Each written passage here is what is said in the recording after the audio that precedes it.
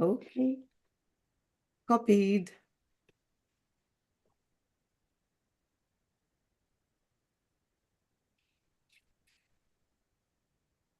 Okay. Welcome. Welcome to Medical Mondays with Dr. O. It's been a season, and I just want to thank everyone for your love, for your support in every way. Your prayers, your physical presence, the food, the fruits, the financial support, people even flying to Nigeria with me for the funeral of my husband. I want to thank you. That is huge. I appreciate you all so much that I don't even know where to begin. And I just pray that the Lord would bless and reward every one of you. You have been a pillar, an amazing support, and you just made it so effortlessly easy. And I say thank you. May the Lord meet you all at your points of needs. I'm going to come back again at the end of this program to, appreciate everyone again. But without belaboring things, Dr. Toyin Okpesomi, I'm a family practitioner. I treat HIV and addictions also in Maryland, and I excited to be the hostess of Medical Mondays with Dr. O that we hold every week, every Monday. We had 2 weeks break because I'm not going to lie or deceive anyone here. I just could not handle it. I thought I could, but a lot was going on that it just was not feasible. And I want to thank Dr. Jagbe for quickly helping me step in to create the flyer that I sent to everyone to apologize for not being able to hold the last 2 weeks. But I'm glad that we're back again. And I'm triply excited that we have our own Papa Mike Oye, Dr. Michael Oye, who will be running a series starting today on how to better our health more. We've seen that food is very important in a lot of disease entities, maybe all disease entities, and especially in cancers these days. And so it is important to know where we get our food from and how we get the food. And without much ado, I'm going to yield the floor to Papa Mike to just again bless us with our next steps in knowing what we put in our mouths. So, Papa, Dr. Michael Yesa, I'm yielding the floor to you. Thank you very much. Welcome, sir. You are welcome back to the US after your husband's burial. The Lord bless you and enrich and strengthen you physically, mentally, and otherwise. Amen. Thank you, sir. I welcome everybody to the platform today.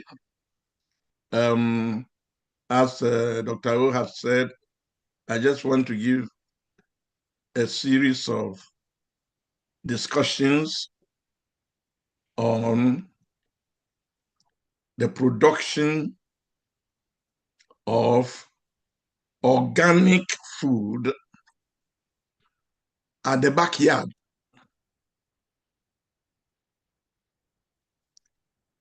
What I'm trying to say affects people in the city, people in rural areas, but my teaching on this thing comes from my desire and concern for people in villages, particularly in Africa and other tropical countries, who are, as of today, not able to eat quality food in their own environment, but have to depend on foreign food, foreign unwholesome food most of their time. I'm doing this because we are still colonized mentally in many so-called independent countries in Africa and beyond, because even the food we eat has to come generally from other lands. Yet we are surrounded with everything possible that will make us the richest people in the production of food and in the consumption of it. Over the years, God has led me to develop a very simple formula for sustainable food production at the backyard. And wherever I have been, I have always tried to create a backyard and to plant a few things that will sustain my life and my family. So this is what I want us to discuss. It's going to be a participatory thing. I just give the lead and then we go into discussions. Today, I just want to introduce the Agamal formula. I call it the Camp Agamal farming strategy. You can see it on the platform there, the Camp Agamal farming strategy. If you are writing down the camp, just write it, then put a hyphen and write Agamal, Camp Agamal farming strategy. And I'm going straight to give the acronym, the full names. Each letter there in Camp Agamal stands for an input, a farm input. The major farm inputs are fertilizers,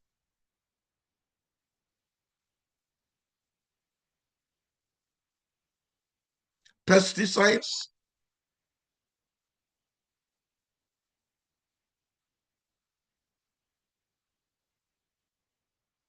herbicides, fertilizers, pesticides, herbicides. Those are the major farm inputs that can be very cheap or very costly, depending on what method we use. Now, the Camp Agamal formula dwells on using ecologically available materials in the tropics, particularly, to boost productivity. So I am going to go through this formula today, and we'll discuss a few things about the formula. The C in camp stands for a plant called Crotalaria. There are many varieties or species of Crotalaria, but the most common one is Crotalaria retusa. If we can show the picture of Crotalaria, some people may be familiar with it. There we are. That's Crotalaria retusa. It grows in the open, many times in the wild by the roadside. And the top yellow flowers are very beautiful, decorative. The pod, when dry, is used by children to play. They shake it and enjoy the shaking. But it's possible that some people who have lived in rural areas know this particular plant, Crotalaria retusa. It is a nitrogen-fixing plant. It's a legume. And in this formula, we are going to come across a number of legumes that fix atmospheric nitrogen to make the soil fertile for productivity. Now that means our farmers don't need to buy artificial nitrogen, but just to plant any of these nitrogen fixing plants on their plots, and nature will do the rest of the work. It costs a poor farmer nothing to plant the seeds of these particular leguminous plants. So that is Clotheraria retusa. Another thing is that you don't need to have all the members of the formula for you to start farming. I have made the formula in such a way that there are alternatives. If you don't have one, you may have the other. So that is introduction to Clotheraria retusa. It's a small plant. It grows only about 2 feet high and then flowers and produces fruits. Meanwhile, it will be producing nitrogen into the soil as nitrites and nitrates in root nodules. And every crop that you plant in that land will have copious amount of nitrogen for growth and fruiting. The next plant is acacia. There are so many varieties of acacia, so any one of them can do. I included acacia mainly because of savanna land and even the desert, particularly the Sahel. This particular leguminous tree is a shrub, a small tree, produces a lot of nitrogen in the soil, and is available in very dry places. Each of the plants I have chosen is multi-purpose. We will come to that later. Not only does this plant produce nitrogen for the soil, it is also food for small farm animals, rabbits, goats, sheep, even cattle. We'll come to that later. So that is acacia, a small tree growing in very dry places. So there's no excuse for a farmer in, say, Senegal or Mali or Burkina Faso not to be able to get enough nitrogen in the soil for his crops. Can we go to the next? The M in camp stands for Moringa, Moringa oleifera. Now, Moringa has become very popular in many places around the world, but it is mainly found in tropical areas. West Africa is the real home for Moringa, although you can find it in many other parts of Africa. I have seen it in many places in East Africa. I have seen it even as far down as Botswana. So it grows very easily and it's evergreen. It doesn't die at all. It is not a nitrogen fixer, but it has come into the formula because of the nutritious nature of the leaves, particularly.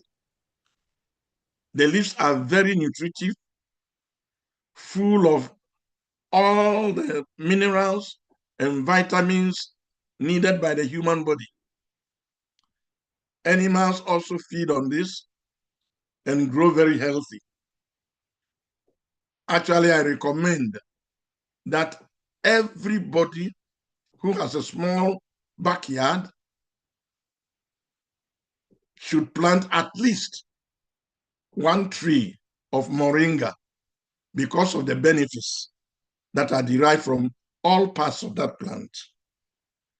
The fruits you are seeing can also be eaten when they are very tender and young. The seeds are very medicinal. We'll come to all that later. But this is just to introduce the formula, and then we discuss the formula for today. Next, the P in camp is a creeping plant called Pueraria, Pueraria fascioloides. It creeps like the beans, and it's a nitrogen fixer. It's a leguminous plant. But apart from that, it does many other things. Because it's a creeper, it serves as a natural herbicide, smothering other plants that want to grow, other weeds that want to grow. And therefore, it forms a carpet on the ground so that weeds are controlled. And when weeds are controlled, any crop you grow will bring better results in productivity. That's Pueraria. There are many alternatives to each one of these things I'm describing. For example, there's a plant called Centrosema, Centrosema pubescens, that looks like Pueraria and will do the same thing.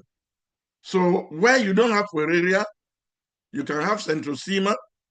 Where you don't have Centrosema, you can have another plant which will come to later on called Mucuna. They have the same style of growth and will produce nitrogen and at the same time control weeds. Can we go on? Now we come to the second part, Agamal. The A in Agamal stands for ash, wood ash. I have put wood there because most of the things we clear on virgin land is woody. And we also find that there will be leaves and branches and all types of things. All the carbon parts put together, all the vegetative parts of a plant put together is what are represented by wood. In the olden days, our people used to burn everything on the farm when it's dry, and they leave the ash on the farm. That was a very, very good practice, which the white people came to abolish because they wanted to sell their fertilizers. But it was a very natural way of putting potassium into the soil for effective growth. So ash is a very important input, giving potassium mainly, and also giving trace elements to the soil. The next one, the G, the first G, stands for granite, granite dust. In many places where we have the rocks called Inselbergs, outshoots of volcanic rocks, we have quarries. And in the quarries, a lot of granite dust is produced. You can see the heaps there. We use this granite dust mainly in road constructions, but one of the side uses, which is important, is to use it as fertilizer. Granite dust contains a lot of phosphates, and the soil can obtain its phosphorus from granite dust. Just by broadcasting this dust on any plot will give the right quantities of phosphates needed by growing crops. When the rain falls, part of the phosphate is dissolved into the soil, and the plant roots can make use of that. There are other alternatives for receiving phosphates, but it's one of the best ways to receive this in rural areas. Can we go on? The second G in Agama stands for Gliricidia sepium. Now, Gliricidia is a very common plant in the tropics. It grows very, very easily. It can grow by seeds. It can also grow by cuttings. It is very prolific. It is perennial. It doesn't die easily at all. The more you prune it, the more it brings forth new shoots, new branches. So it is very good for fixing nitrogen in the farm. It's a leguminous plant. Some of you may know it. You can see the pods. The Yoruba call it a name that is very significant, Agumaniye. That means it grows very, very fast, as if it has no sense. Sometimes it is used to shelter seedlings like mango seedlings, cocoa seedlings, and so on and so forth, because it can produce shade very quickly. But the most important thing in this formula is that it fixes nitrogen and can be used for a particular type of agriculture called alley cropping, A-L-L-E-Y, alley cropping. We will discuss that in another series. Now, the A after the GG stands for Ageratum, Ageratum conizoides. Now, this is a member of a family called Asteraceae. The Asteraceae family is the sunflower family.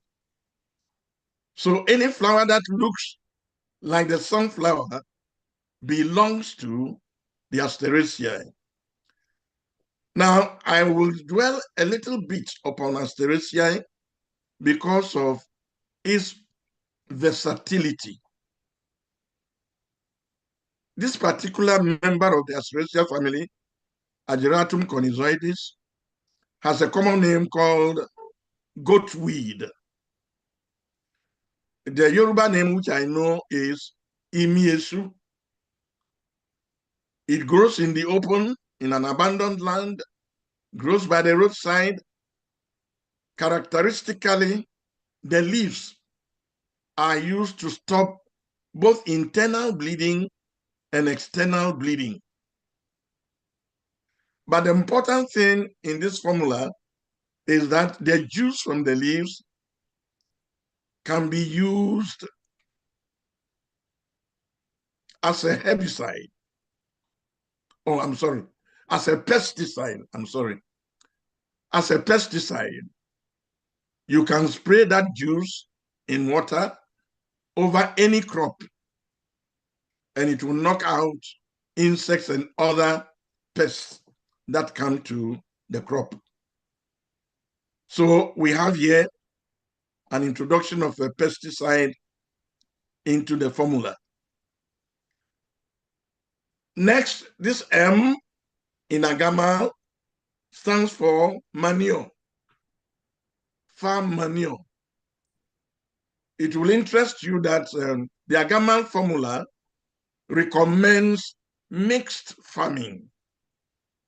Mixed farming is the process where you grow both crops and small farm animals, poultry, turkey, guinea fowl, goats, sheep, doves, pigeons, all types of small rabbits, small animals. And when you do a mixed farming, there is a recycling.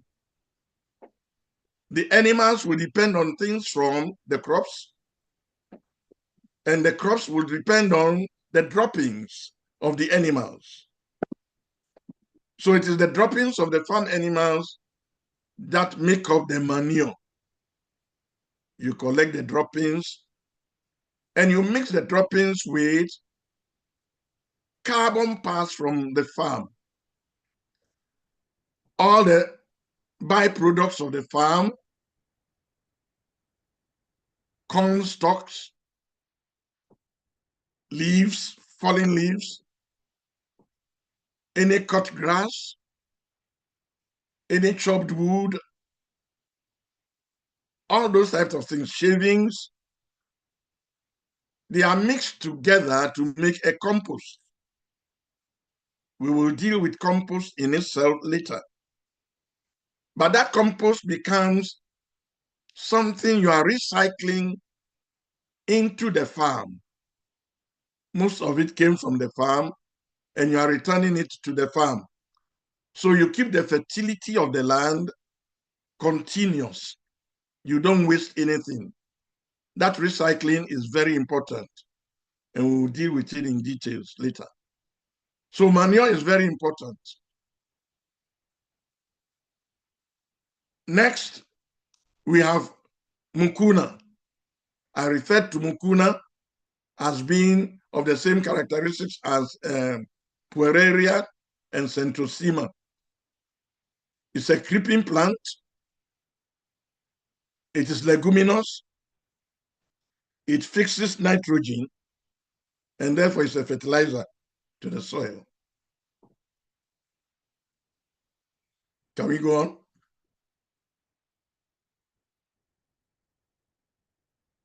Next is this A, Azadirachta indica. Usually they refer to it shortly as Azad. This is the neem tree. Almost every part of the neem tree is extremely useful, both in agriculture and in medicine. The leaves, the bark, the fruits contain a complex substance called azadirachtin, in addition to many other phytochemicals that have important uses. But azadirachtin is a special pesticide.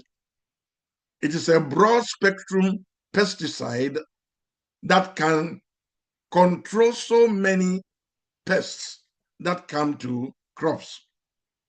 So having one tree of Azadirachta on the farm is a wonderful investment for inputs into productivity. I recommend that every tropical farmer should have at least one tree of the neem at the corner of the compound or the farm. Now, Lucina, which is the last on the list, is a small shrub, a leguminous shrub that fixes nitrogen very easily. Some of you may know it. It's very common. It is also very medicinal. In fact, almost every plant we have touched today has a lot of medicinal values. So these things have been chosen carefully to deal with production of organic food, to deal with the production of both crops and animals for the family, to deal with the provision of basic herbs that can deal with many domestic diseases of our local farmers, many of whom cannot afford hospital bills. And let me tell you, there is a way of teaching them to know how to use these herbs in the right way without any overdose.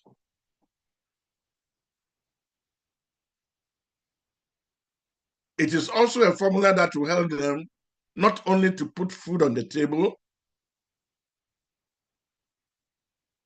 but also to be able to have extra to sell. It is a formula to raise local farmers out of abject poverty to some level of buoyancy.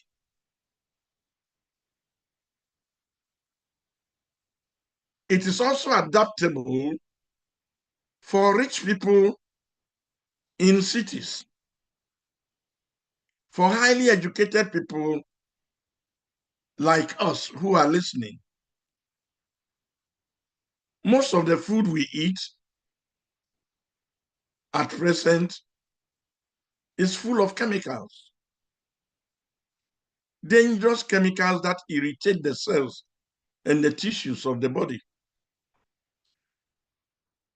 We are eating food producing all types of inflammation in our bodies,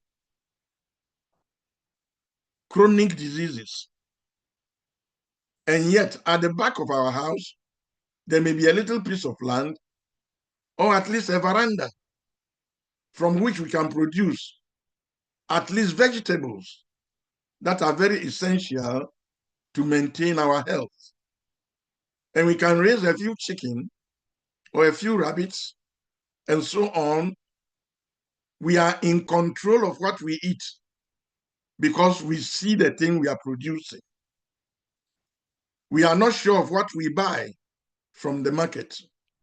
And this is why this formula has been generated for us to consider.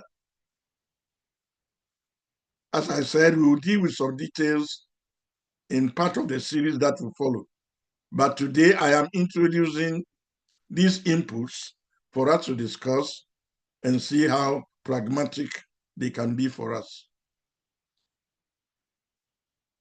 What I have done is based also on the Bible.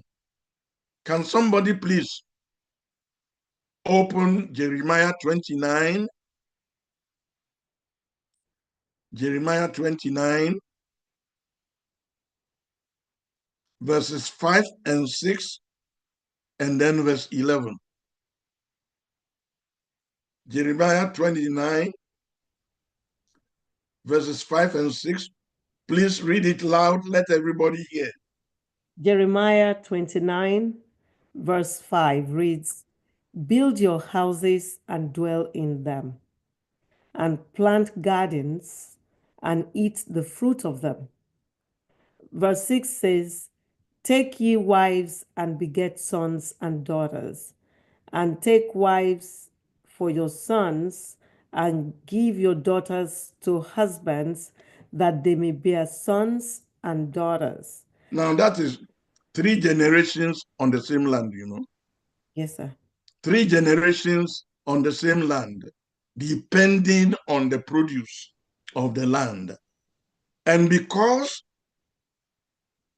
it's an organic way of farming, the land is sustainable. The produce is healthy. The parents are fertile. Their children are fertile. Diseases are not many. This is God's strategy. Now, this was the time when the children of Israel were even in captivity in Babylon. And God is showing them a strategy for sustainability. And we need to learn from this and copy the same thing around us. That ye Verse may 11. Verse 11. Verse 11 reads, "For I know the thoughts that I think toward you, saith the Lord, thoughts of peace and not of evil, to give you an expected end." So God is advising us. He wants to give us an expected end. He thinks only good for us.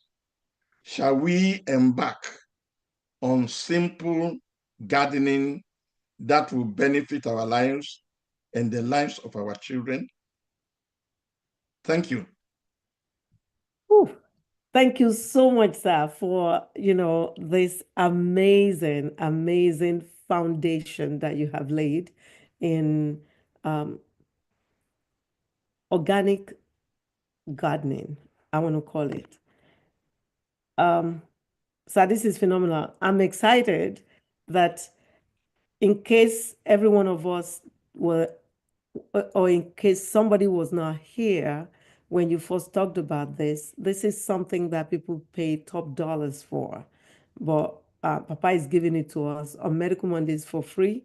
Today is the first day of the series, and it's going to be for 4 to 5 series. So we just started to begin to learn how to tackle this. I have questions, sir. Yep. So I have a few. Since nobody has raised their hand and there's only one question in the chat box, I want to seize opportunity to see if I can ask, some of the questions I have. The first one is, if there's a land that one can farm on or is being farmed on, and they've used pesticides on it or chemicals or whichever chemicals on it, Yeah. how can one get rid of these chemicals? Are they dangerous if one then plant on it without doing anything, or is there something one needs to do to get Thank rid you of it? very much. That's a very, very practical question. There's a proverb that says, half a loaf is better than nothing. Yes, they have used chemicals there already, and the residues of the chemicals are still in the soil. But we are not going to add more chemicals. Now, if you allow the land to lie fallow for some time, which is usually the case in many places, that time of lying fallow reverses the danger that has been caused to that land. Continuous active microbial activities by bacteria, fungi, and other things in the soil will decompose many of those chemicals, and the land will become more and more of the natural type with time. So fallowing is important. Another thing is rotation. When you rotate, when you divide that piece of land into small pieces and you rotate, and one part is left alone for a whole year, that long fallowing restores the health of that land. We will deal with rotation later. Thank you, sir. So I want to ask the question in the chat box, sir. It reads, how do you control the intake in your body? Insects. Intake. I'm not quite sure. So, Uncle Shegun, were you the one that asked this question, Latif iPhone? Yeah, can you unmute and explain what you mean by this to Papa? Thank you. Can you hear me? Yes. Yeah, we can hear you. Thank you. The question is that how do you control the intakes of this substance that you use in the process that goes into your body? How do you control it?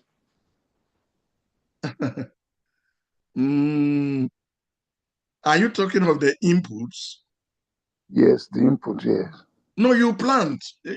For example, that crotalaria that crotalaria, you have to plant it on the land that you are going to use for your crops. So actually it grows with your crops. For example, if you want to plant corn or cassava, you plant the crotalaria, which will grow to a height of about 2 feet. And your cassava will grow to a height of about 6 feet.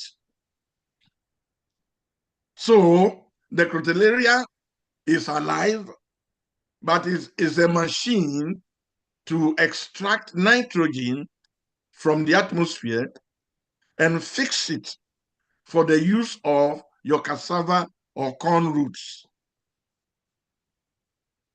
So it's a live fertilizer.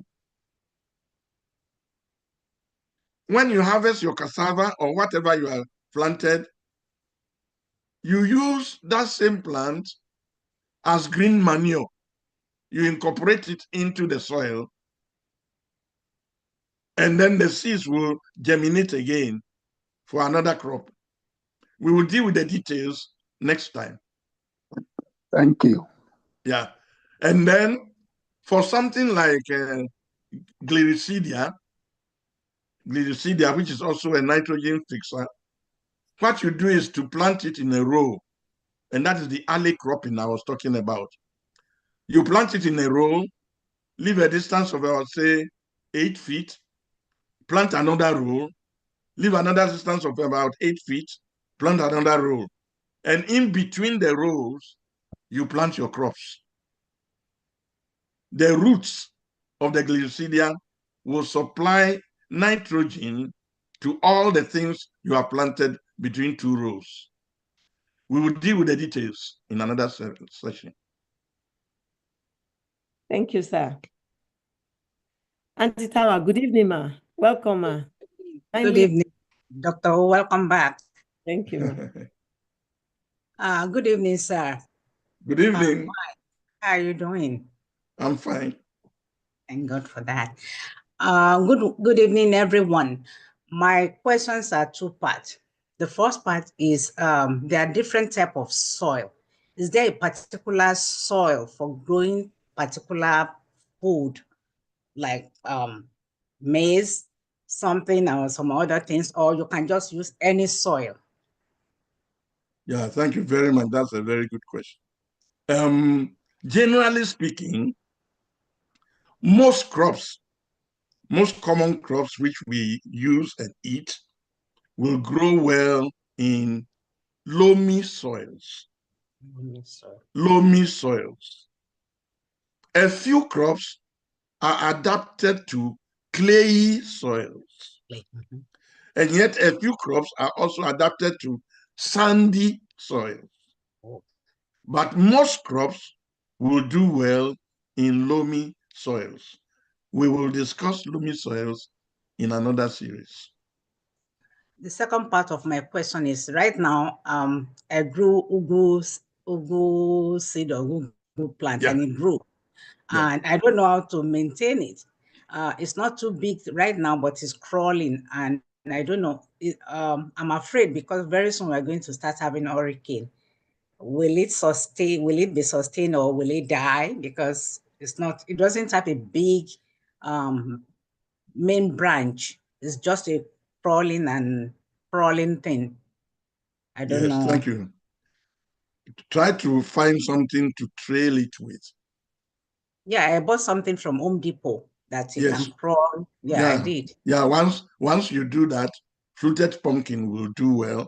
And just make sure that you water it from time to time. Don't let it get dry. Hurricane or no hurricane, once it is not exposed, exposed too much to the hurricane, it will do well. It will pass through it. Yeah. Thank you, sir. Mm-hmm. Yeah, Auntie Tawa grows or has a lot of ewuro. Actually, we are going to deal with individual crops later, and how to grow them, how to maintain them, how to process them, and their health benefits and everything. So Thank you, Antawa sis. lives in Tampa, I see. Florida, and she has amazing bitter leaf that she Wonderful. actually plucks, dries them, and sends them to people like me. Hey, I'm beneficiary. And when I went to her, I got a lot also. So she has Well, a yard that she's able to plant. So well, how is yours doing? Because you took some stems. I did. They didn't survive the winter, now Wow. even in the we house. we are so familiar with bitter leaf that we don't really know the value. It's We, a storehouse, yeah. a storehouse of blessings. I recommend that everybody should have at least 2-3 stands. I have Of I have 4 plants now, right now. wonderful, wonderful. One of my Those sisters, sorry. those leaves are really a pharmaceutical, a chest containing so many things. One of my sisters here, Sister Funke Obebe, actually grows bitter leaf and it survives. She puts them in. Her plants are beautiful. So another of my questions is about that because I've not been doing well with some of my plants in the house. But Yeah. talk about that later if I have Okay. the time, so everyone else can ask their questions. Commissioner Tokwe Adeyoju, kindly unmute. Welcome. Good evening, and I want to thank Papa Mike for blessing us with this robust knowledge on planting our own foods.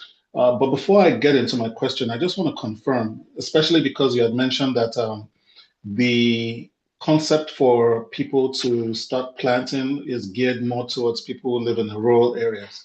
I just want to confirm if you meant the rural area here in the United States or the rural area back home on the continent of Africa. So once I get that confirmation. It's mainly for Africa. Okay, all right. But the same thing can be practiced here, in the tropics here. Mm-hmm. Well, the temperature, or rather the climate here, is considered temperate. And a lot of the food crops that we were accustomed to consuming growing up back home have a difficult time surviving in the weather here, just like, Madam Tawa had mentioned just now. But notwithstanding, I'm excited to share with you, as a gentleman in Canada of Nigerian heritage who is getting a lot of critical acclaim. His name is Mr. T.K. Ajayi, and he started the Black Farmers of Canada. And he is able to plant many of the food crops that are sourced from back home, things like eggplant, cassava, yams, and so on and so forth. Mm-hmm. It's quite phenomenal. It'll be fantastic if I could connect you two at some point in time. But the great. question thank you, sir. The question that I had for you is, in the scheme of things, where in fact many of us are who are not mindful of our diet just because of the convenience of fast food or food that you buy from the store. When it comes to planting in the yard, what sort of because we have to have a balanced diet after all. What sort of can we grow ewaloyin, for instance, honeybeans? Can we grow some of the food crops from back home as you conceive it? Is this something that you have in mind, or is it just generally vegetables and herbs that you're thinking of? Do you see us planting those type of foods that we were accustomed to eating when we were growing up? I'm curious to know that. I thought that's one. And then two, in terms of sparking a movement where more of our people can subscribe to growing food crops in their backyards. I do have a backyard that I haven't done much with, not even planting flowers. I'll be curious to know if you have a blueprint that we can maybe propagate more awareness and try and get more subscribers to start using their backyard. With everything going on in the US today, what you are recommending is a timely recommendation, not just for our good health, or even for the economics of it, where the food scarcity is on horizon, all this tariff and everything. So it'll be good to learn a little bit more. So I know it's a two-part question, but as best as you can, I'd appreciate if you could provide some feedback. Thank you very much again, Papa Mike. Doc, you have opened up something very, very important. I appreciate that. Actually, as we go on with the series, we are going to deal with individual crops that are very, staple crops. Sweet potato, plantain, cassava, all the vegetables, corn, guinea corn, millet. Name them. Even some things you can plant in swamps if you have got a swampy place behind your house. We will consider all the ecological setups.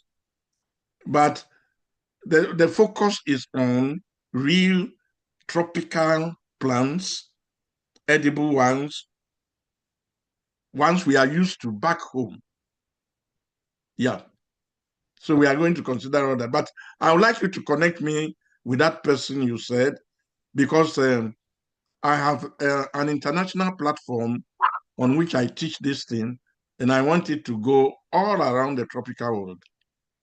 God bless you very much, sir. I even have a platform for all francophone countries in Africa. Wow. That's amazing. God bless you. I'll be happy to share the contact with Dr. O so she can make the connection. Yeah. I'll be delighted. Thank you so much. All right. Have a pleasant one now. Thank you very much, Commissioner. Commissioner Nkechi. Oh my gosh, all these commissioners tonight. Good evening, everyone. Good evening. Good evening. Yeah. So, I said all these commissioners tonight, back to back. So good evening, sir. I have a question about ugu. Okay. When I used to plant ugu, when I used to live in Maryland, I had problem with snakes. Okay. I had problem with snakes, and I want to know if ugu can grow here in California. Yeah. And I also have an idea for the other madam that I just asked a question about the how to sustain ugu. What I did was I put sticks, at a distance. So you just put the stick around it so it grows. Around the stick. Like a snake. So that's my question. If it can grow here, and how can one get the seed? Because I remember I got the seed from Nigeria. Can we buy this seed here? Thank you for everything you do, sir. Thank you. To get the seeds, I think you just have to find out a few friends who have got it already growing, and then you get the fruit and get the seeds from the fruit. But one general principle to sustain the growth of everything like ugu and so on is to plant it early in the season so that, the frost does not come to meet it.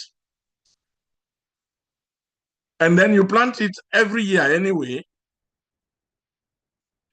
Also, you can plant in pots. You can plant in pots and put the pot in your hot room. Many houses have got, sun rooms where the temperature is usually warm, even during winter. You can put it, under shelter, not in the open. Yeah. Excuse me, sir, about the snake. Does it make snake crawl around? Because we have a lot of snake here. I don't want snake. No, you shouldn't normally invite snakes. Well, what I did that time, sir, somebody advised me to go to Home Depot or Lowe's. There's something that they asked me to buy, like a seed. Then you put it around it, so it's dry. The smell of it is like a seed or something. Even garlic will draw them away. And pepper. Yeah. Oh, okay. garlic. Oh yeah. Snakes. Yes.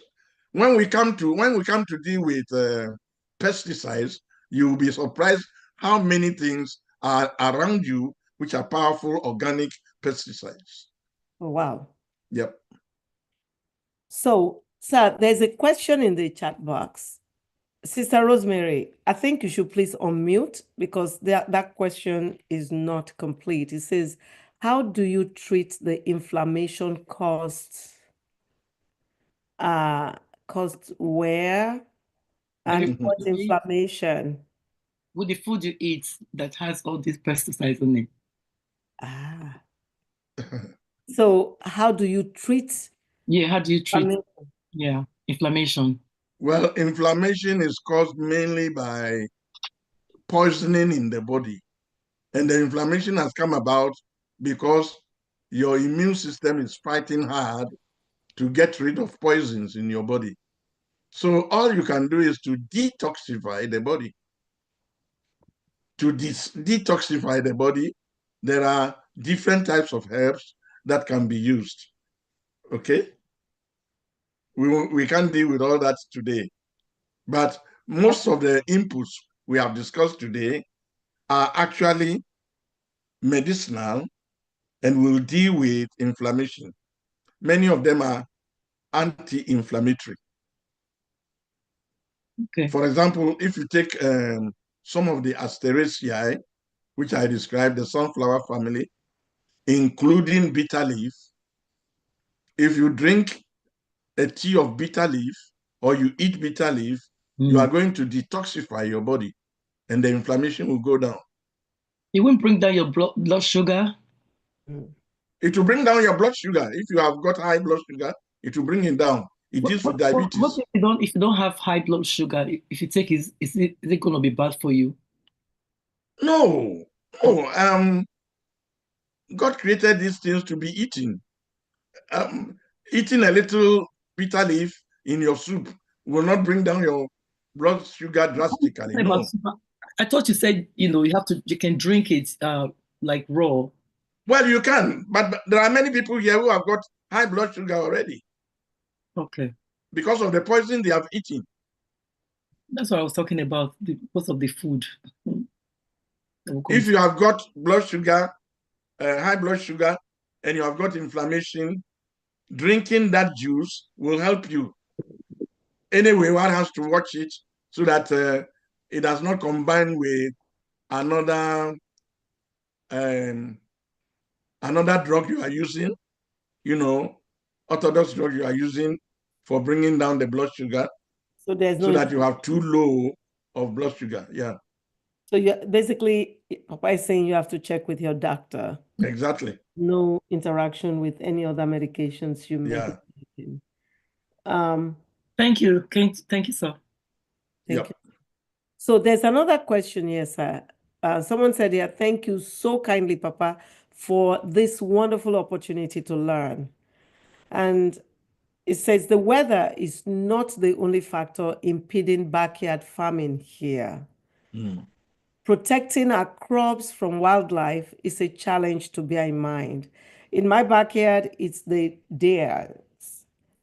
Deer would come and have a field day sometimes. I think for that one, a bit of fencing will help. For example, in my own place, the whole place is fenced completely. And no wild animal can enter, no. Not in our area. But if there's a place that is completely open, I am afraid those wild animals will also have their own, field day. You plant and they eat it. But I think you can still have some harvest. There's a day we are going to deal with planting in movable containers and bags. You can put soil in bags and plant all types of crops in bags. That one you can control because they can be even on your veranda, or they can be in a small place where you can fence. You can plant even yam. You can plant yam here and harvest yam here. Yeah, so Papa, I have seen that one, and I actually saw them at the orphanage at Redeem Church, Redeem Campgrounds, on this last trip. They actually planted in bags, and Yes, exactly. they planted everything It's beautiful. in bags. It is beautiful. But how long does it take for the yam to grow? And A few months, just a few months. a few months? Yeah. It means we can do it in Maryland during the summer. You can do it anywhere. Oh. You can do it anywhere. In fact, you can use one yam and cut it into about 18 pieces. We call it quadrants. You cut it into quadrants and plant those quadrants, and you are going to have beautiful yam developing from each quadrant. We are going to study that. Oh, wow. So why are people so hungry? I'm just about to do that. I got the bags. You can do the same thing. You can do the same thing with sweet potato. You can use the tuber of sweet potato and multiply it in bags. Fantastic. So that was a question I was going to ask. Another question, sir, is growing in a place like Maryland. You have experienced this with me, and these things start growing in the yard, and then winter comes and bingo. So I decided to go the hydroponic way. I don't know if everyone on the platform knows about hydroponics, where you actually have this kit where you can grow things that you don't need soil to grow them. It's light. The lamp is on them and they grow very fast. My condiments grew very, very fast in the hydroponic set. But I don't see things like, the beans, the yams that Commissioner Adeyoju talked about. I don't see me being able to grow those in my little living room where I do the growing of the hydroponics. So what would you suggest for people like us in climates where we have the summer and then we have winter? We have those 4 seasons, unlike people like Auntie Tower in Florida or in California. We in areas where we have, and you, sir, in Texas, you have amazing weather to plant. What would you suggest, sir? I would suggest you plant crops that grow and mature within 4 months. Within 4 months. And one of them, and one of the best, is sweet potato. Start planting your sweet potato early in spring.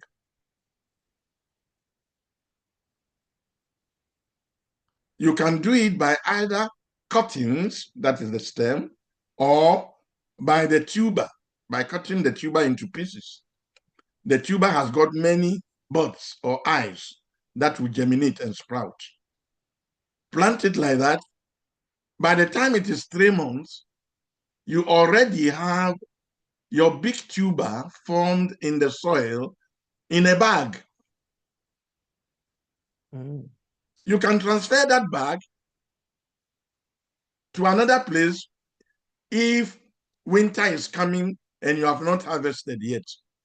But I'm guessing that if you started in spring, by the time winter comes, you will have harvested your sweet potato already. It's only yam that may take a longer time, about 6 months. But even that, you can beat it. When we describe the details of the bag planting, you will see how feasible it is. Okay, sir. Sir, in the planting, sir. Yeah. What you put down is what you get. Somebody talked about corn, and I thought that was very important because a lot of the corn now is now GMO, genetically modified organism. And what we found out is that they said because of cross-pollination, these GMOs cross-pollinate with the organic corn that one cannot tell the difference anymore. How do you tell the differences with not just corn, but other plants, the seeds and all, to know that these are like heirloom? Because what we want to plant is the heirloom seeds, right, sir? Which is organic and non-GMO. How do one tell the difference? If you are doing small scale farming, you don't have to fear that GMO cross-pollination at all.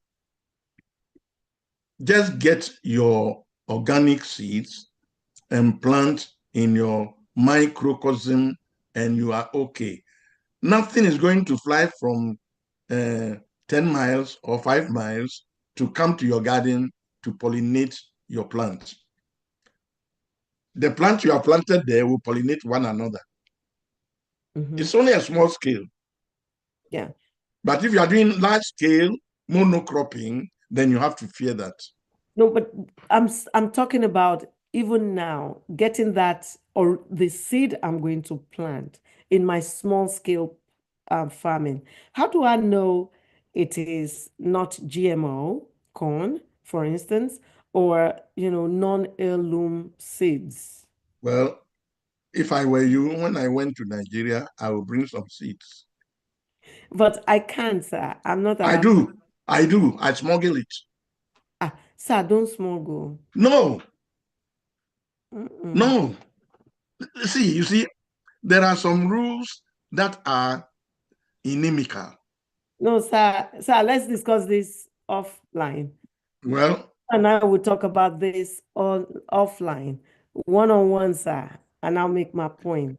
But here in the US, sir, how do we get seeds that we know that are heirlooms and authentically organic? We have to depend on the integrity of those who produced it.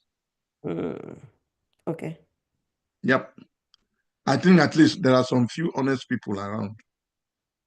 So we need to source them out. So if anyone on the platform know of any honest farmers, please let us know. This is the time to connect. We are very serious. We want to, we working on putting the right things in our bodies because of all these disease entities that research is pointing to the fact that food is very important, and the foodstuffs that have been contaminated are not helpful. Yeah. In the generation of disease entities we're seeing, even now in younger ages. And that's why we want this series. That's why we want to learn how to change things around us for us to have better, healthier life. So if you know any farmers that are real and authentic, that we can get heirloom seeds from, please let us know. I'm going to reach out to one of our sisters, Dr. Marsha, because I know she has some heirloom seeds. Good. She's been on the platform before. Yeah. So, Auntie Tawa, kindly unmute, ma'am. You have your hand raised. Yeah. Sir, I have 2 questions. I grew organic corn, and they did not survive. They all died. Then I grew avocado, and my avocado tree gave me 4 avocados, and since then it doesn't bear anything anymore. They told me to put a roasted nail, and that is when it bore some false fruits. They said, I said maybe it needed an iron, but since then it doesn't do it. It grows fine, but it doesn't bear anything anymore. So what can I do? Did you grow it directly in the soil or in a bag or what? No, I grew it in a small pot. Then I took it back and I grew it, and it's a big tree now. Dr. O saw it. All right. Okay. whenever the leaves fall or any branch falls, put the leaves and the branches and everything that comes from the tree down, put it directly at the base of that plant and let it rot there. You see, it's lack of some particular minerals that is causing that. Yeah. Thank you, sir. In fact, that is one of the best ways of fertilizing everything effectively. Whatever drops from the plant, put it directly back at the base so that the thing will be recycled naturally. I wish we did this about 4 weeks ago. Everything fell. And it was ripped away. It will still bear fruit. Now it's alive, it will still bear fruit. Actually, I wanted to cut it. If you are not going to give me anything, don't cut it away. Don't cut it. It will bear fruit. In fact, you can also put manure, put manure or compost around the base. Okay. Thank you, sir. Thank you, sir. So there's a comment here that bitter leaf help with allergies too. Sure. Oh, okay. It does. Bitter leaf, many of the Asteraceae family, bitter leaf. I mentioned one plant here before, Bidens pilosa. Yeah, you've mentioned that. Bidens pilosa, Abere uloko. Yeah. Yeah. All those are very, very good for allergies. So Attorney Richard Aganga Williams said, what is the best way to cook bitter leaf? For example, grate and squeeze out the juice first before cooking, or just cook the fresh bitter leaf without squeezing out the bitter juice? Thank you in advance, sir. If you squeeze out, the juice, if you squeeze out the juice, you have lost most of the potency for which God created that leaf itself. And the rest of what you are going to eat is mainly fiber, chaff. I think what people are running away from is the bitterness. But let me say one general principle. Most bitter things are the best medicine. That is how God has created it. The bitterness contains a lot of phytochemicals that deal with chronic diseases. So as much of the bitterness as can be retained should be retained. We shouldn't easily throw away the water. And anyway, with good cooking, other condiments can be added that will lessen the bitterness. For example, if you cook bitter leaf with egusi or with okra, you are going to have something very pleasant. Thank you, sir. Sister Veronica Ann Williams, I don't know if you're available to quickly mute and ask this question.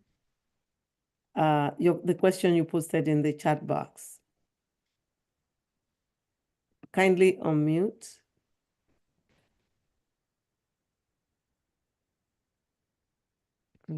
I didn't ask a question, I was answering.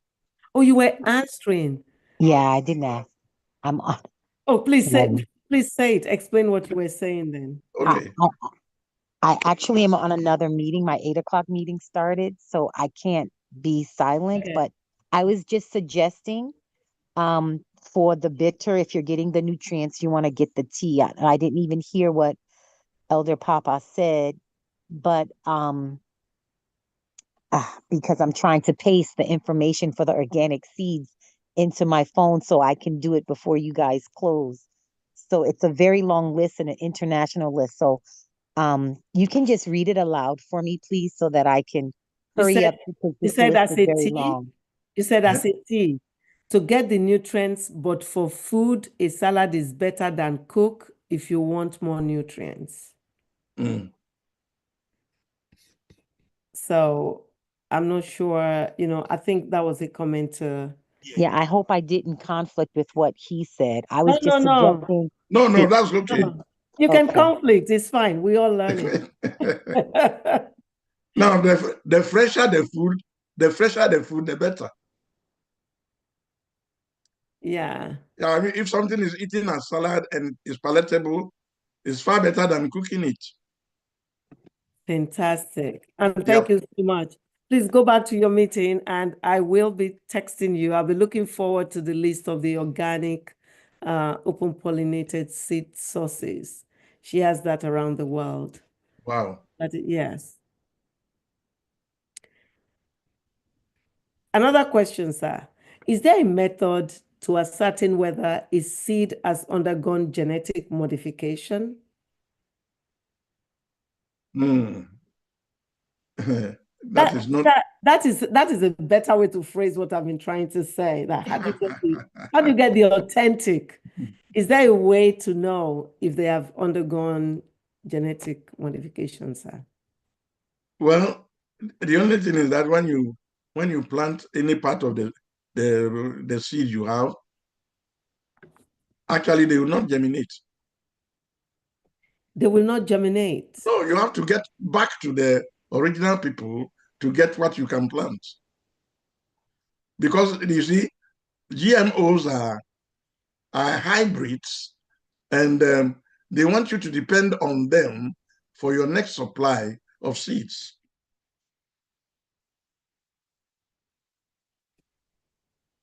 So could that be what happened to Auntie Tawa's corn? Is it GMO corn? Why it's not growing? No, I brought the corn from Nigeria and I brought my own village. Okay, Nigeria has GMO corn now. Yeah, but they brought it from the village. Yeah, but because of cross-pollination in the mass planting, they've cross-pollinated that farmers cannot tell the difference between the organic corns and GMOs anymore. That's what I didn't want to state it as clearly as that, but that was where I got that. Yeah. Because of the farming. So you see, this underscores the importance that we must teach our people to preserve our native seeds. Preserve and propagate it. We are losing a lot of things very rapidly. My hand. Dr. O, I can't see my hand raised. This is Dr. Booker. Can I? Go ahead. Okay. Welcome back. Welcome back. Thank you. Okay. Papa, I plant a garden in the back, and I have a few questions. I did beet the last time, and I just planted some beet. How long does beet take? Second thing is garlic. My garlic seems to be growing. When would I know if it's ready? That's a few questions. Did you hear me? Yes. Let's start from the garlic. When the upper leaves of the garlic begin to wither, then it's mature. Okay, good. Okay, good. So they're just green and nice, so I could leave them. When it is green, it is still producing and storing. Okay. And then what about beet? The last time I didn't get beet well, so I planted some again this year. Yeah. Is it take like 2 months to grow? Yeah, it will. And then when it is growing very well and it's about to be harvested, you will see that it begins to protrude from the soil up. Oh, okay, good. Well, that's good to know because those are the new things. But Dr. O knows I plant okra, I plant eggplant. Wonderful. And to be honest, with the eggplant, I just took some out of the freezer today. What you could do if you get a whole lot is just scald it and freeze it. That's what I do. Is it right? And this is about a year old. I just took it out today to cook. It was frozen. Wow. That's great. And I also did that with squash. Every Monday I go to the thing. So today I got some more kale and the special kale, the smooth kale. I got that today. But I do a lot of planting. I have two gardens, one big and a small one in the back. And I do a lot of, I have tons of peppers. Whoever wants pepper can come. Wonderful. That is frozen and I freeze my tomatoes. I guess, is that okay too? I plant and callaloo, which we do, and I have a lot of spinach out there and lettuce. Yeah, actually, there are different ways of preserving vegetables and fruits and so on. Yeah, I need to know that. Yep.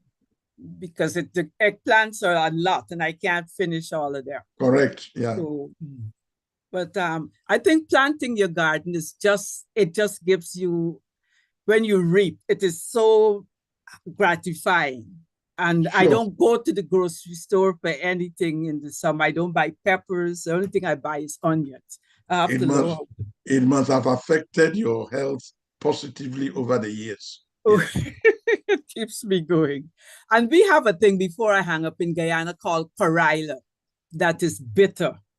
It's a vegetable. When I get a picture, I'll send it to you.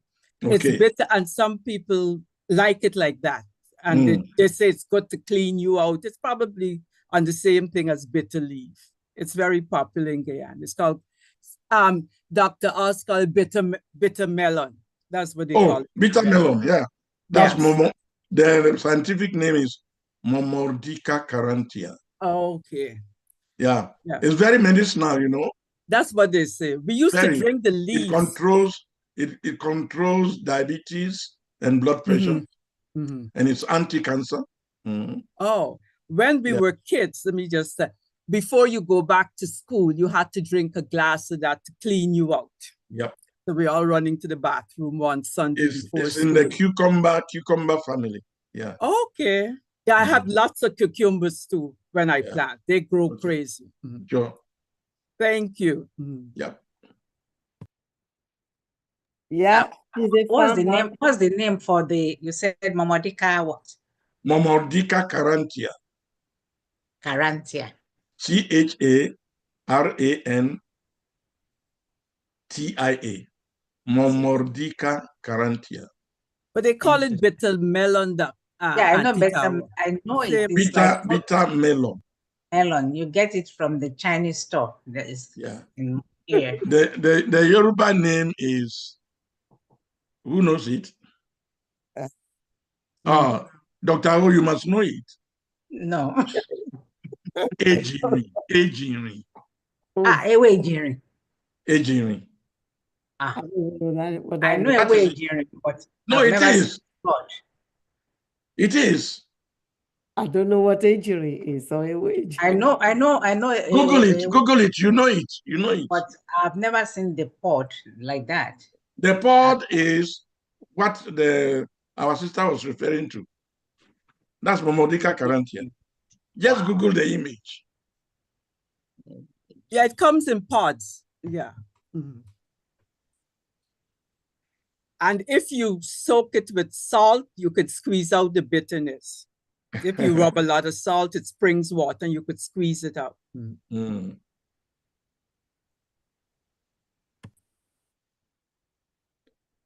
So very powerful medicine. Okay. Thank you so much, sir. This has been... Thank you, Papa. This was good. And it is timely, because this is the time that we need to start planting. So this is the first of the series. We're going to continue next week. Yep. A lot of the questions that were asked today, that, Papa said, okay, when we go further, then we'll talk about... We are going to deal with real planting, and the methodologies and so on. Fantastic. Fantastic. And I can't wait for that bag planting, because I've seen it. It really works. It really works. And I think that may work better for people like me here in Maryland, and to look for those 4-month crops so that we harvest. And sir, tomatoes are fast. I grew to, but I'm going to show you one method of tomatoes that will blow your mind. The last time I grew tomatoes was in Texas. I used to grow tomatoes and, share with all my friends. There's a special way. There's a special way of planting it for very high productivity. Don't worry. But it was in the days that I didn't know that, we should not be using those things like, Miracle-Gro. You told us not to use those things anymore for fertilizer. No, I'm not talking of fertilizer. I'm talking of even the way of planting it itself. Oh, okay. Okay.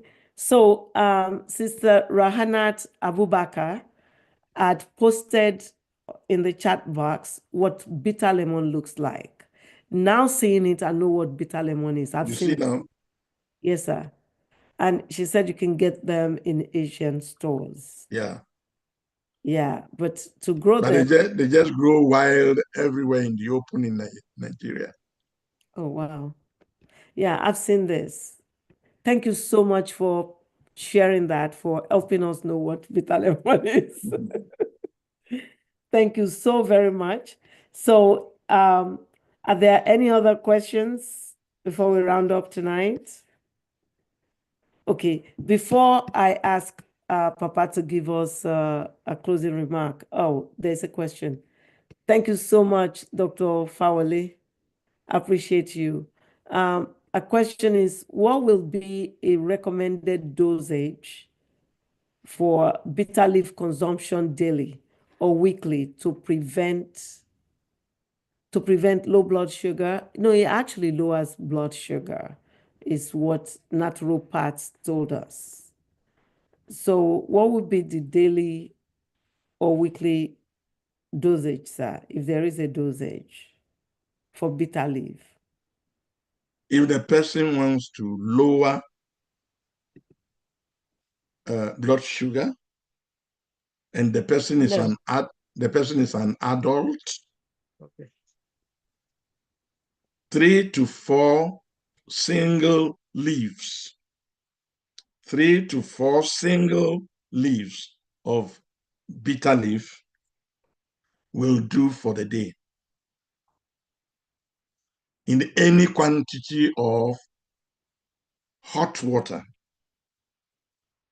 That means you make an infusion.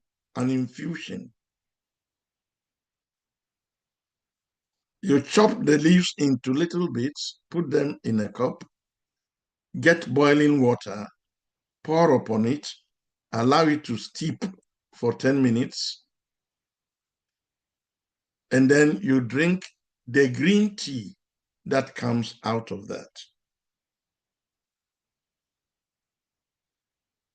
Okay? Thank you, sir. Thank you. So if it's for somebody that doesn't want to lower blood sugar, like I have normal blood sugar, but I still want to, take advantage of bitter leaf to help my health generally. Bitter leaf does not deal with only blood sugar. Okay. Bitter leaf is a tonic. It deals with more than 20 diseases. It is a tonic. It affects almost every organ of the body. It deals with inflammation all over the body. It deals with abnormal growths, including tumors and cancers. It deals with digestion. It deals with constipation. It deals with arthritis. We will study this along the way. Okay, sir. Thank you, sir. Thank you so much, sir. Yeah. Andy Tower, kindly unmute and ask a question. I'm not asking question. I just want to add to what Papa said. What I normally do with my bitter leaves is I I gather them, wash them out. Then I cut them in small pieces, but I don't put them in the sun. So when they dry inside, they are still green. Correct. Then I grind them up. And every morning, first thing in the morning, I just take about 1/4 teaspoon of it. Correct. Put it in the water and drink it every day. That's what I do every day. Now, the method you have just described is a general method for preserving medicinal plants. Dry them under shade, pulverize everything, and preserve for daily constant use. Thank you very much for that. That's great. Nice. Thank you. That my sister is already a naturopath, you know.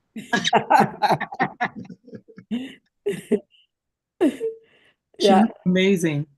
She does. But you won't believe her age. Just like nobody will believe yours too. But I'm not gonna rat on anybody here. So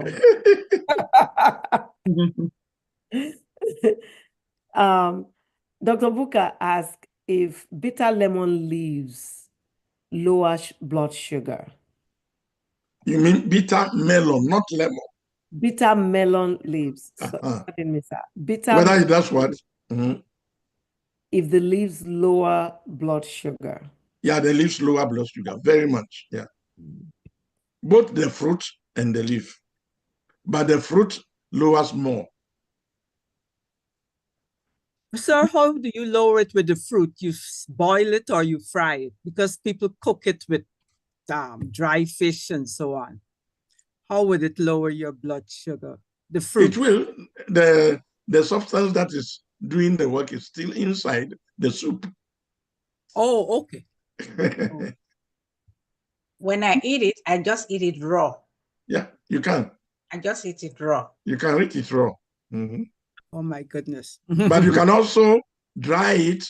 You can dry it and pulverize it and use it as powder for tea. Mm. Mm. How about soursop leaves? Is it okay to drink it every once in a while?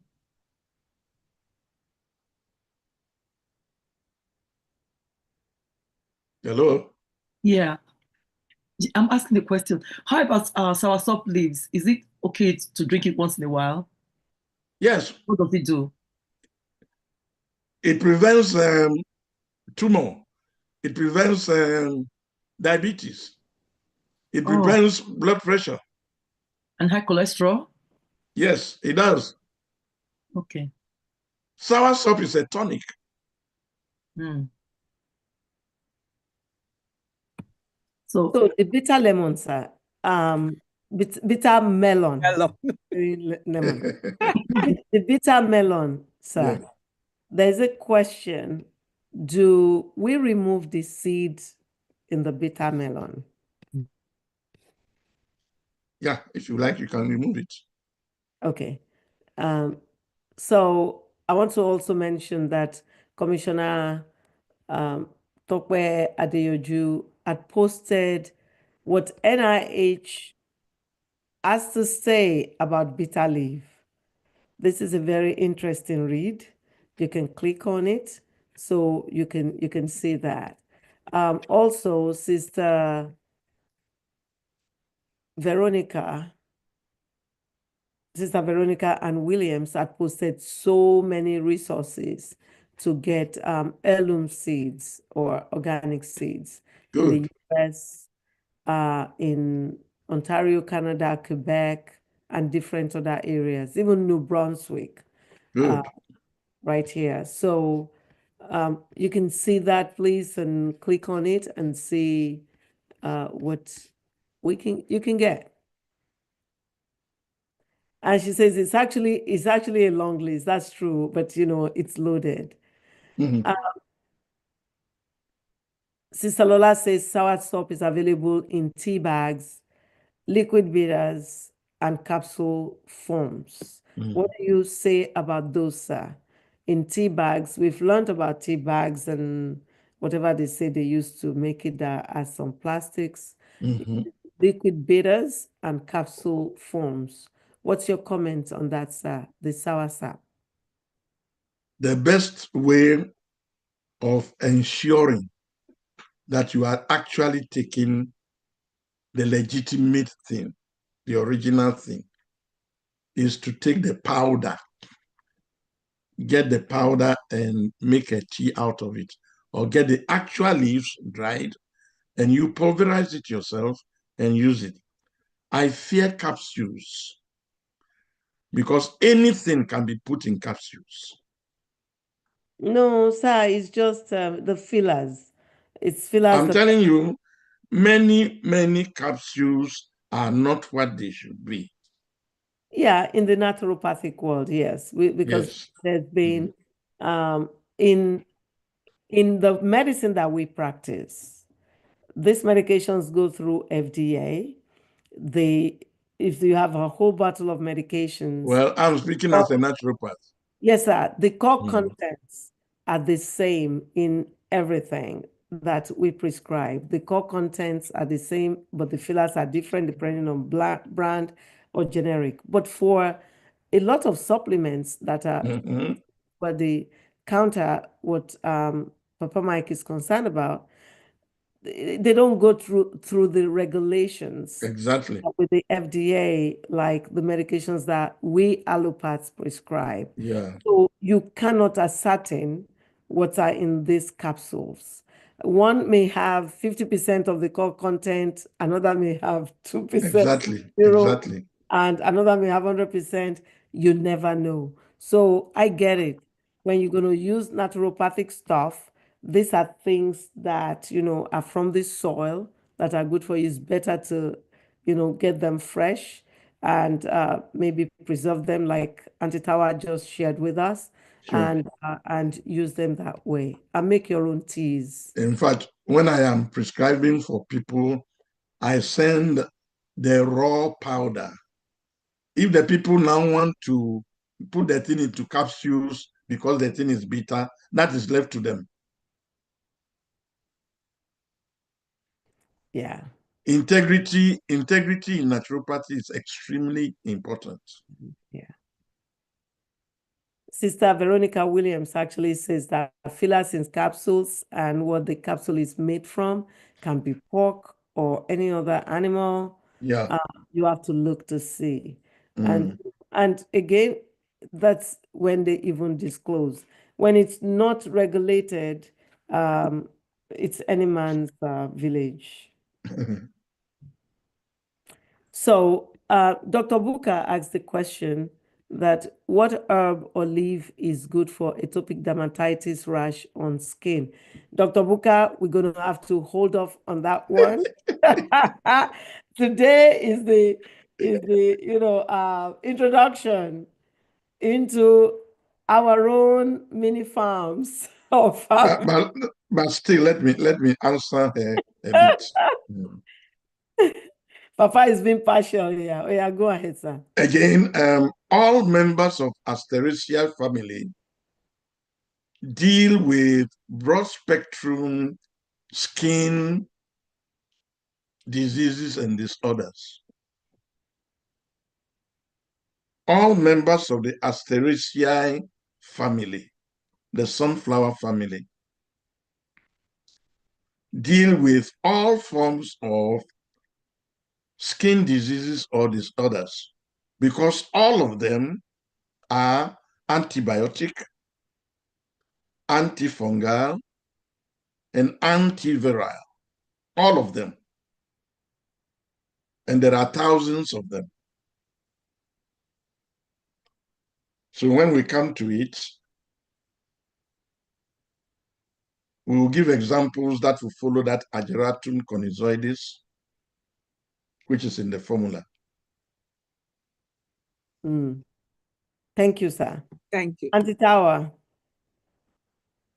Yeah, I just want to support what Sister Rosemary said with the soursop. There was a time that they said they found something in my kidney and they did all these things. I did it twice and they still said they have this neoplasm there. And I just went and bought this soursop, a lot of this fruit. And I took everything, I froze it. And for like 3 months, that's all what I ate. I ate that and I ate beans, and that's all. And when they went inside me, they found nothing. Sure. Nothing, absolutely zero. So There it's you good. are. Oh. It's good. Thank you so much for sharing that. Thank you, Ma. Nkechi, kindly unmute. Commissioner Nkechi, kindly unmute. Can you hear me? Now Yeah. we can. Yes. Yeah. So I wanted to agree with Papa talking about capsule, because I remember in Nigeria, some will buy capsule and people will go and put powder inside and they'll sell it as ampiclox. So that's all I wanted to say that. But I don't know whether they do that in America here though. Yeah, she practiced medicine in Nigeria. No, not in America. I don't think, medications that we prescribe, allopaths, are very regulated. They have to be FDA approved. They've gone through phases of trials, up to phase 3 trials and stuff like that. But Nigeria is another ball game, and I pray that, more measures are taken to just screen and prevent those adulterated drugs from getting to the streets. There was a time they had a good control on that. Thanks for sharing that, though, your experience. So Dr. Lola is asking what kind of soil do one purchase from the store for indoor or outdoor planting, please? Papa, do you want to answer that now? Because last time you talked about the loamy, clay, and sandy soils, but you said it would be for another session. Yeah, but generally speaking, most crops will like loamy soils. Loamy soils. Yeah. Okay. So, Dr. Adirunke, loamy soils.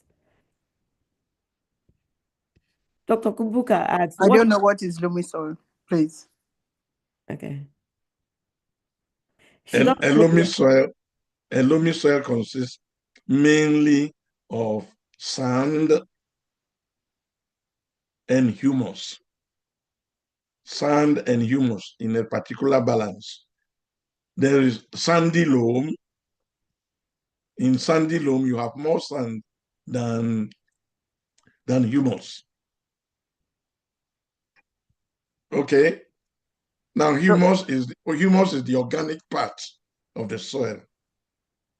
The sandy part is just, the mineral rocky part, sand. So We'll deal with it. So when I get to Home Depot, I should tell them I want to buy soil that is more of sand? No, just that you want loamy soil. Loamy soil. Okay. Thank you, sir. Yeah.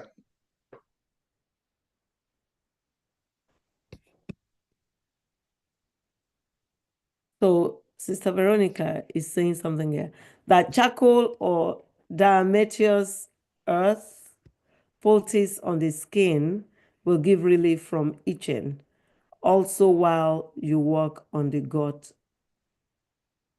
also. So I think this is for Dr. Buka. Dr. Buka, did you see that?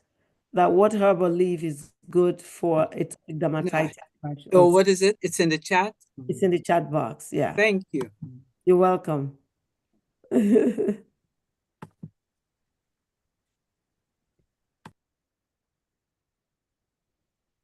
So, Papa, before I yield to you, sir, to give us your parting words for tonight, I just want to thank everyone on this platform, my Medical Mondays family. You are an awesome family. Thank you for your support of me and my family in every way. Your prayers were phenomenal. Everything went well, glitchless. for my husband's wakekeeping and funeral in Nigeria. Everyone who traveled in from UK, Germany, the US to support us all came back home safely. We all are back home safely. Everything just went well. Thank you for your kind words, your support, your visits, foods of different sorts. Oh my gosh, you can still visit though. Thank you. Your support in every way, including even financially. I cannot thank you enough from the bottom of my heart, and on behalf of my family, I say thank you. Dr. Veronica, I left this for now to say you are special. You are incredible. You stood by me from day one, from January 24th. Stood by me. You got friends together. You didn't only do that. Even when I was in Nigeria, you were the one who was carrying everybody along with the program link on YouTube and all of that. And I didn't even know until I got back and I saw your emails, your text messages, and everything you were doing just to bridge the gap. I thank you so much. I am blessed to have you for my sister. And Thank you. to have the Medical Mondays family. Thank you. Thank you. And thank you. I mean, I accept it and I say thank you. But I know that you do not, we have 50-something people religiously calling every day. The gift you give to us, we owe you more. You know, I heard my sister Rahana, so I felt so good. I heard Nkechi and everybody. There's something you're feeding into us, and we appreciate you. Auntie Tawa, as usual. Auntie Tawa, I thought Sir Chop was too sweet for diabetes and all that, but now I heard Daddy and you also supported it that the Sir Chop, don't worry about the sweetness. It does a lot of work. Yes, thank you. You're welcome. I know. I actually thought, it's too sweet, but oh my God, the work it does. Thank you, sir. Thank you, Dr. O. You give us a lot, so we owe you. Thank you. Appreciate it. Thank you. God bless Thanks. you. Thanks, my love. God bless you. So, Papa, sir, I'm yielding to you, sir, for your remarks. We believe in that adage, you are what you eat. Wow.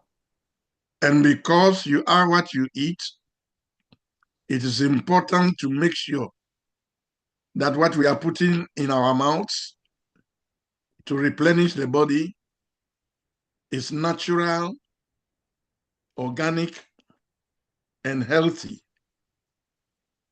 so that we may be strong and we may live long too. We have seen from the scripture that God himself wants us to plant what we will eat, to grow everything we will eat as much as possible. And the Agamal formula, the Camp Agamal formula introduced today is just to give us some principles of how to go about it.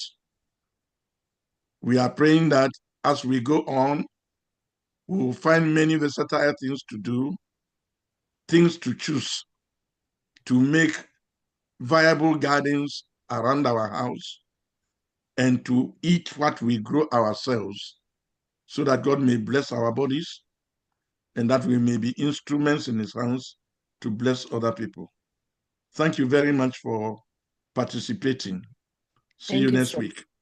Thank you so much. Thank you, sir. Thank you very much, sir.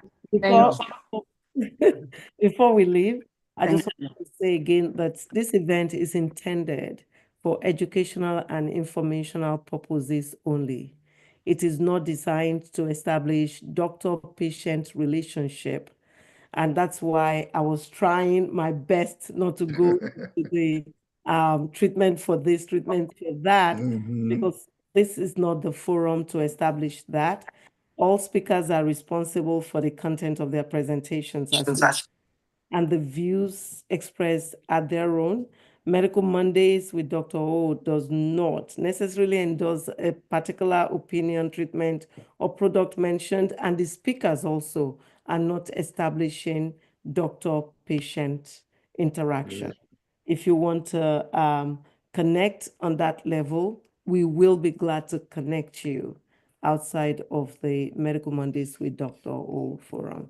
And I want to shout out to my sister, Lola Aromolaron. I'm not sure if she's on the platform, but you won't believe she got up, drove, I don't know, 45 minutes or so or more to come pick me up at the airport at 6:45 a.m. in the morning. And not only that, she's a constant at my house. She makes sure I eat, which was a problem. Make sure I eat and do things like that. Look, I don't want to call out everyone one by one. I'm just so appreciative of everyone, and I can't help myself but revert back to that. So thank you so much again, Medical Mondays family. I appreciate you. Thank you. Dr. Ajagbe has been very, very quiet today. You know, you're very right, sir. He's busy. Dr. Ajagbe, you can't go without speaking. Pastor said he's busy. I don't know what Dr. Ajagbe, what are you up to? Is Miss? Thank you, Papa. Thank you, sir. It's not the colors. Dr. Ajagbe was seriously doing something. Cooking dinner. So what's the bad thing? Yeah. No, we don't. I don't buy that.